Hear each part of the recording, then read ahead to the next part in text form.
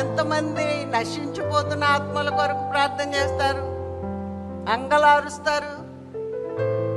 ఇర్మియా 9లో ఉంది కదా, మరణము మన కిటికీలను ఎక్కుతుంది కాబట్టి మన పిల్లలకు రోదన చేయడం నేర్పాలి.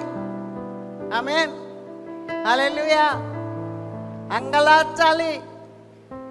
ప్రభువా కనికరించు, మమ్మును మా కుటుంబాన్ని మా పిల్లల్ని క్షేమంగా ఉంచు, మా యొక్క ఇరుగు పొరుగు వారిని రక్షించు, మా దేశాన్ని రక్షించు.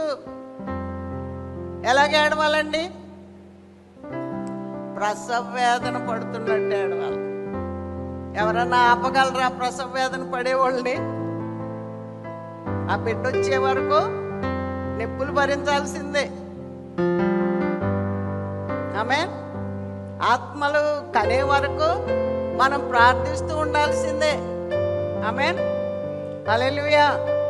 కాబట్టి యేసు క్రీస్తు ద్వారా మనం పోగొట్టుకున్నవన్నీ కూడా తిరిగి సమకూర్చబడతాయి.